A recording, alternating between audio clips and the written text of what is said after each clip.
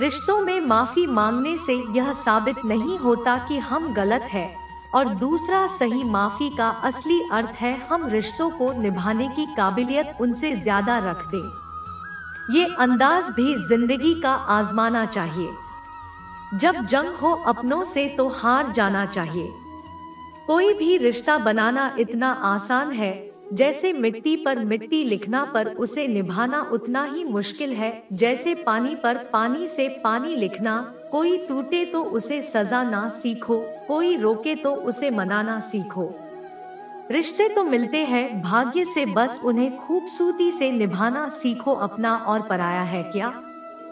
मुझे तो बस यही पता है, जो भावनाओं को समझे हुआ अपना, और जो भावना से परे हो वह पर आए। प्यार इंसान से करो, उसकी आदत से नहीं, रूठो उनकी बातों से मगर उनसे नहीं, भूल उनकी गलतियां पर उन्हें नहीं, क्योंकि रिश्तों से बढ़कर कुछ भी नहीं। जो दूर रहकर भी पास हुआ अपना, और जो पास रहकर भी दूर हो पर आया एक चाहत होती है अपनों के साथ जीने की, वरना पता तो हमें भी है कि मरना अकेले ही है। 1 मिनट लगता है रिश्तों का मजाक उड़ाने में और सारी उम्र बीत जाती है। एक रिश्ते को बनाने में मित्रता एवं रिश्तेदारी सम्मान की नहीं, भाव के भूखे होती, बशर्ते लगाव दिल से होना चाहिए, दिमाग से नहीं। दुनिया का सबसे बेहतरीन रिश्ता वही होता है जहां एक हल्की सी मुस्कुराहट और छोटी सी माफी से जिंदगी दोबारा पहले जैसी हो जाती है।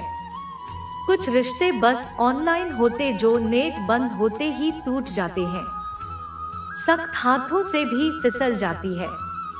कभी नाजुक मंगलिया रिश्ते जोर से नहीं, प्यार मोहब्बत से पकड़े जाते हैं। तेरा मेरा रिश्ता जज्बात से जुड़ा है, ये वो संगम है जो बिन मुलाकात से जुड़ा है। रिश्तों को शब्दों का मोहताज ना बनाए, अगर अपना कोई खामोश है तो खुद ही आवाज लगाए। ये मिलना बिछड़ना नसीब की बात है, ये वो बंधन है जो तेरी खुशी और मेरी चाहत के एहसास से जुड़ा है। नमस्ते कभी जिंदगी के साथ साथ नहीं चलते, रिश्ते एक बार बनते हैं फिर जिंदगी रिश्तों के साथ साथ चलती है।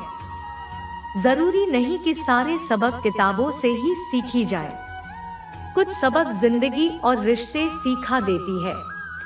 रिश्ता दिल से होना चाहिए, शब्दों से नहीं। नाराजगी शब्दों में होनी चाहिए, मन में नहीं। हर रास्ते में अमृत बरसे का साथ, इतनी शरारतें करो पर साजिश ही नहीं। कुछ लोग पिघलकर मोम की तरह रिश्ते बनाते हैं और कुछ लोग आग बनकर उन्हें जलाते ही जाते। रिश्ते तो वो बड़े नहीं होते जो जन्म से जुड़े होते हैं, रिश्ते वो बड़े होते हैं जो दिल से जुड़े होते हैं। वक्त, दोस्त और रिश्ते ये वो चीज है जो हमें मुफ्त मिलती है, मगर इनकी बेशकीमती होने का एहसास तब होता है जब ये कहीं खो जाती। किसी भी रिश्ते को तोड़ने से पहले एक बार अपने आप से जरूर पूछ लीजिएगा कि आज तक इस रिश्ते को क्यों निभा रहे थे। रिश्ते अगर मजबूर तो वो रिश्ता ज्यादा दिन तक नहीं टिकता, इसलिए रिश्ते को मजबूत बनाएं। मजबूर नहीं जो रिश्ता हमको हिला दे, उससे गहरा रिश्ता कोई नहीं। जो रिश्ता रोते हुए छोड़ दे, उसे कमजोर रिश्ता कोई नहीं। अपने रिश्तों और पैसों की कद्र एक समान करें। दोनों को कमाना मुश्किल है लेकिन गंवाना बहुत आसान। बुरे वक्त में जो भी रिश्ता निभाएं, उससे बढ़कर कोई रिश्ता नहीं। रिश्तों का संबंध सिर्फ रक्त से नहीं होता, जो मुसीबत में हाथ थाम ले उससे बड़ा कोई रास्ता नहीं होता। हर रिश्ते में विश्वास रहने दो, जुबान पर हर वक्त मिठास रहने दो। रिश्ता वो नहीं जिसे दुनिया को दिखाया जाए, सच्चा रिश्ता वो है जिसे दिल से निभाया जाए। कभी वो ना मिलने आए तो तुम चले जाया करो। ये रिश्ते हैं, कोई व्यापार नहीं। एक अच्छा रिश्ता तब होता है जब कोई आपके अतीत को स्वीकार करे, आपके वर्तमान का समर्थन करे और आपके भविष्य को प्रोत्साहित करे। चाहे मित्रता हो या संबंध, सभी बंधन विश्वास पर ही निर्मित होते। इसके बिना आपके पास कुछ भी नहीं। 3 चीजें जो मैं एक रिश्ते में चाहता हूँ, आंखें जो ना रोए, होठ जो झूठ ना बोले और प्यार जो ना मरे, सभी रिश्तों का एक नियम है। जिससे व्यक्ति से आप प्यार करते हैं उसे कभी भी अकेला महसूस ना करने दे। खासकर जब आप वहाँ हो। मिलना बिछड़ना तो सब किस्मत का खेल है, कभी नफरत तो कभी दिलों का मेल है। यूं तो हर रिश्ता बिक जाता है, इस दुनिया में सिर्फ दोस्ती ही यहाँ नहीं बिकती। दोस्ती सिर्फ पास होने का नाम नहीं है। अगर तुम दूर रहकर भी हमें याद करो, इससे बड़ा हमारे लिए कोई नाम नहीं। दोस्ती करो हमेशा मुस्कुरा के, किसी को धोखा ना दो, अपना बना के कर लो यार जब तक हम जिंदा है। फिर ना कहना चले गए दिल में, यादें बसा के। दोस्ती में ताकत है समर्थ को झुकाने की। बाकी सुदामा में कहाँ ताकत थी श्री कृष्ण से पैर धुलवाने की। सवाल पानी का नहीं प्यास का है, सवाल मौत का नहीं सांस का है। दोस्त तो बहुत ही दुनिया में, मगर सवाल दोस्ती का नहीं विश्वास का है। एक चाहत है तेरे साथ जीने की, वरना पता तो हमें भी है कि मरना तो अकेले ही है। जिंदगी में बहुत सारे दोस्त बनाना कोई खास बात नहीं है, लेकिन एक ही दोस्त के साथ जिंदगी भर दोस्ती निभाना ये खास बात है। उसके कर्जदार और वफादार रही है जो आपके लिए अपना वक्त देते हैं। वरना अंजाम की खबर तो कर्म को भी थी, लेकिन बात दोस्ती निभाने की थी। बोला नहीं हूँ किसी को कि मेरे भी बहुत अच्छे दोस्त हैं। इस जमाने में बस थोड़ी सी जिंदगी उलझ पड़ी है। 2 वक्त की रोटी कमाने में अपने दुश्मन को 1000 मौके दो कि वो आपका दोस्त बन जाए, लेकिन अपने दोस्त को एक भी ऐसा मौका ना दो कि वो आपका दुश्मन बन जाए। जब दोस्त तरक्की करे तो गर्व से कहना नहीं वो मेरा दोस्त है, और जब दोस्त परेशानी में हो तो गर्व से कहना कि मैं उसका दोस्त। एक सच्चा दोस्त कभी आपके रास्ते में नहीं आता जब तक कि आप गलत रास्ते पे ना जा रहे हो। कौन कहता है कि दोस्ती बराबरी भी होती? सच तो ये दोस्ती में सब बराबर होते हैं। अनुभव कहता है कि एक वफादार दोस्त 1000 रिश्तेदारों से बेहतर होता है। एक दोस्त के साथ अंधेरे में चलना अकेले रोशनी में चलने से कहीं बेहतर है। हमारा उठना बैठना उन दोस्तों के साथ है जिन्होंने ना कभी बरखा ना कभी धोखा दिया। एक सच्चा दोस्त हमारे जीवन में कई रिश्तों की कमी को पूरा कर देता है। ऐसे में हमारा भी यह दायित्व है कि हम भी अपने दोस्त के साथ हमेशा कंधे से कंधे मिलाकर खड़े रहें। दोस्ती की गाड़ी में 2 पहिए होते हैं और एक भी पहिया अगर रास्ते से भटकता है तो इस गाड़ी को टूटने में वक्त नहीं लगता। इसीलिए आप किसी भी हाल में अपनी दोस्ती के गाड़ी के दोनों पहियों को संभाल कर रखें। अगर आपकी दोस्ती में कोई भी छोटी मोटी गलतफहमी भी आती है तो वो अपने दोस्त को रूठ कर जाने मत दीजिए। एक आदमी मंदिर में सेवक था, उसका काम मंदिर की साफ सफाई करना था। भक्तों और श्रद्धालुओं द्वारा दिए गए दान में से थोड़ा बहुत उसे मंदिर के पुजारी द्वारा दे दिया जाता। इसी से उसका गुजर बसर चल रहा था। वो अपनी जिंदगी से बहुत परेशान और दुखी था। मंदिर में काम करते करते वह दिन भर अपनी जिंदगी को लेकर शिकायतें करता रहता। एक दिन शिकायत करते हुए भगवान से बोला, भगवान जी आपकी जिंदगी कितनी आसान है, आपको बस एक जगह आराम से खड़े रहना होता है। मेरी जिंदगी को देखो, कितनी कठिन जिंदगी जी रहा हूँ मैं। दिन भर कड़ी मेहनत करता हूँ तब 2 रोटी नसीब हो पाती है। काश मेरी जिंदगी भी आपकी तरह होती। उसकी बात सुनकर भगवान बोले, तुम जैसा सोच रहे हो ऐसा नहीं है। मेरी जगह रहना बिल्कुल आसान नहीं है। मुझे बहुत सारी चीजें देखनी पड़ती है, बहुत सी व्यवस्थाएं करनी पड़ती है। हर किसी के बस की बात नहीं। मंदिर का सेवक बुरा, भगवान जी कैसी बात कर रहे हैं, आपका काम आसान ही तो है। बाप की तरह मैं भी दिन भर खड़े रह सकता हूँ, इसमें कौन सी बड़ी बात है। भगवान भोले, तुम नहीं कर पाओगे। इस काम में बहुत धैर्य की आवश्यकता पड़ती है। मंदिर का सेवक जिद करने लगा, मैं जरूर कर पाऊंगा। आप मुझे एक दिन अपनी जिंदगी जीने दीजिए, आप जैसा बताएंगे मैं वैसा ही करूंगा। उसकी जिद के आगे भगवान मान के और बोले, ठीक है, आज पूरा दिन तुम मेरी जिंदगी जियो, मैं तुम्हारी जिंदगी जीता, लेकिन मेरी जिंदगी जीने के लिए तुम्हें कुछ शर्तें माननी होगी।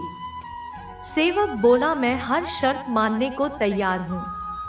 भगवान जी ध्यान से सुनो, मंदिर में दिन भर बहुत से लोग आएंगे, उनसे बहुत कुछ कहेंगे, कुछ तुम्हें अच्छा बोलेंगे, कुछ बुरा। तुम्हें हर किसी की बात चुपचाप एक जगह मूर्ति की तरह खड़े रहकर धैर्य के साथ सुननी और उन पर कोई प्रतिक्रिया नहीं देनी। सेवक मान गया भगवान और उसने अपनी जिंदगी एक दिन के लिए आपस में बदल ली। सेवक भगवान की जगह मूर्ति बनकर खड़ा हो गया। भगवान मंदिर की साफ सफाई का काम निपटाकर वहां से चले गए। कुछ समय बीतने के बाद मंदिर में एक धनी व्यापारी आया। भगवान से प्रार्थना करते हुए बोला, भगवान जी, मैं एक नई फैक्ट्री डाल रहा हूँ, मुझे आशीर्वाद दीजिए कि ये फैक्ट्री अच्छी तरह से चले और मैं इससे अच्छा मुनाफा कमा। प्रार्थना करने के बाद वह परिणाम के लिए नीचे झुका तो उसका बटुआ गिर गया। जब वहां से जाने लगा तो भगवान की जगह खड़े मंदिर के सेवक का मन हुआ कि उसे बता दे। उसका बटुआ गिर गया, लेकिन शर्त के अनुसार उसे चुप रहना था, इसलिए वह कुछ नहीं बोला, खामोश खड़ा रहा। इसके बाद एक गरीब आदमी हुआ आया और भगवान से बोला, भगवान जी, बहुत गरीबी में जीवन काट रहा हूँ, परिवार का पेट पालना है, माँ की दवाई की व्यवस्था करनी है, समझ नहीं पा रहा हूँ इतना सब कुछ कैसे करूँ। आज देखो मेरे पास बस 1 रुपया, इससे मैं क्या कर पाऊंगा। आप ही कुछ चमत्कार करो, मेरे लिए धन की व्यवस्था कर दो। प्रार्थना करने के बाद जैसे ही वो जाने को हुआ, उसे नीचे गिरा व्यापारी का बटुआ दिखाई दिया। उसने बटुआ उठा लिया और भगवान को धन्यवाद देते हुए बोला, भगवान जी, आप धन्य हैं, आपने मेरी प्रार्थना इतनी जल्दी सुन ली। इन पैसों से मेरा परिवार कुछ दिन भोजन कर सकता है, माँ की दवाई की भी व्यवस्था हो जाएगी। भगवान को धन्यवाद देकर वहां से जाने लगा। तब भगवान बने मंदिर के सेवक का मन हुआ कि उसे बता दे कि वह बटुआ तो व्यापारी का है, उसे मैंने नहीं दिया, वो जो कर रहा है वह चोरी है। लेकिन वह चुप रहने के लिए व्यवस्था, इसलिए मन मार कर चुपचाप खड़ा रहा। मंदिर में आने वाला तीसरा व्यक्ति एक नाविक था। वह 15 दिन के लिए समुद्री यात्रा पर जा रहा था। भगवान से उसने प्रार्थना की कि उसकी यात्रा सुरक्षित रहे और वह 100 कुशल वापस आ सके। वह प्रार्थना कर ही रहा था कि धनी व्यापारी वहां आ गया। वह अपने साथ पुलिस भी लेकर आया था। नाभिक को देखकर वह पुलिस से बोला, मेरे बाद ये मंदिर में आए, इसने जरूरी मेरा बटुआ चुराया होगा, आप इसे गिरफ्तार कर लीजिए। पुलिस नाभिक को पकड़कर ले जाने लगी। भगवान बने आदमी को अपने सामने होता या अन्याय सहन नहीं हुआ। शर्त अनुसार उसे चुप रहना था, लेकिन उसे लगा कि यह बहुत गलत हो चुका है।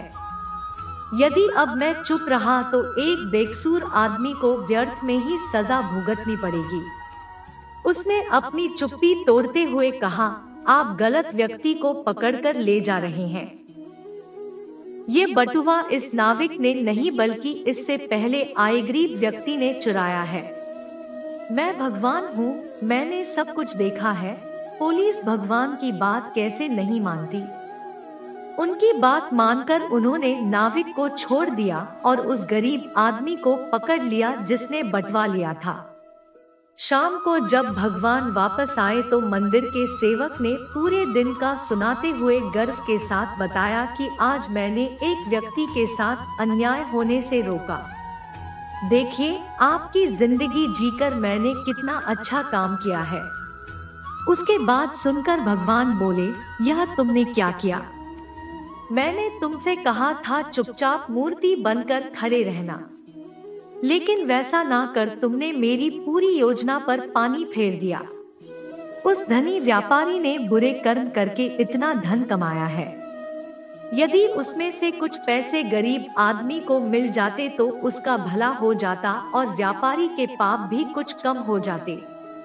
जिस नाविक को तुमने समुद्री यात्रा पर भेज दिया है, अब वह जीवित वापस नहीं आ पाएगा। समुद्र में बहुत बड़ा तूफान आने वाला है।